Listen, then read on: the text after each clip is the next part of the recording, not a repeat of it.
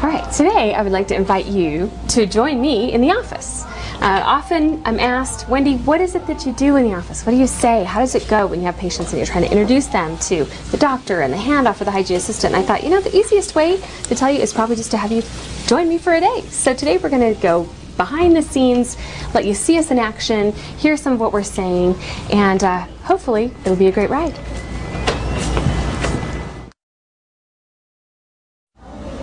Great. So that's all we need as far as the pictures go.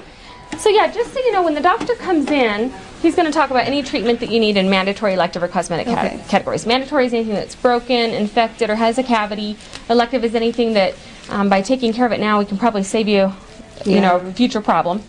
And then cosmetic is, of course, anything that could cosmetically enhance your teeth. Now, you mentioned you had braces, and they've kind of shifted back. Does that bother you? Sometimes, yeah. Is that something you might like to talk about a solution for? Okay, we have a great new option called the Invisalign. You ever heard of that? I have. Kind of clear braces, clear. They call them clear aligners, and you just wear them at night. And they are such a great option for relapse, is what we call it, when you've had braces before, but your teeth kind of shift back and kind of move. So the reason Invisalign is such a great option for relapse cases is because it's usually fairly quick, sometimes even 8 to 12 months. And they're right back where they were when you got braces off. So we can just check if you'd like. We can talk to the doctor and see if you're a good candidate for that. Yeah, that'd be okay, great. So we will definitely do all of that, and we'll talk about all those options when the doctor comes in. Perfect. All right. Good. All right, I'm going to get my camera out really quick. Okay, and we'll take just some photos just so you can kind of, we'll give you a tour of your own mouth. Ooh, I can have. Yes, just so that you can see kind of what we see. Yeah. And then I'll show you kind of what I was talking about with those dark areas on the wisdom teeth. All right, so we're going to just give you a tour. Go ahead and tip your chin, just perfect, right there. And what I'll do is when I see something I want you to look at, I'll freeze it on the screen so you can see. Okay, right here. Can you see this one? That is actually your wisdom tooth. Oh yeah. Clear in the back, and you can see how dark and discolored that is right there? Chances are that's, you know, where the bacteria is taken over, and we've already got a cavity there. So that's where we get into kind of the suspicious areas there that we're talking about. Let's see this little area of dark discolored area.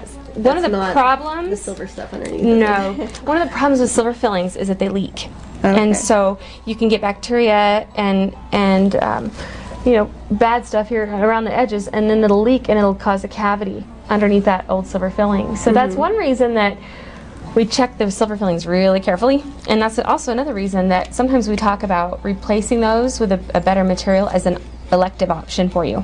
A lot of our patients want to know, okay, what are my most urgent needs? We call those needs mandatory. And then we also talk about elective options, which are things basically that are up to you. It's something that could potentially save you time and money down the road if we take care of it now. But we'd like to just let you know all of those options, and then of course you can let us know what you're interested in doing and where you want to start and all that. So that's probably going to be on there.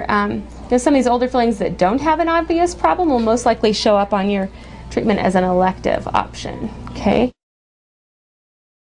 All right. So, you know, if I could share with you anything about the experience today, it's probably that teamwork really is absolutely necessary. I don't know if you noticed, but from time to time there was somebody else stepping in helping with the probing depths or the x-rays, even the impressions, you know, above and beyond my assistant.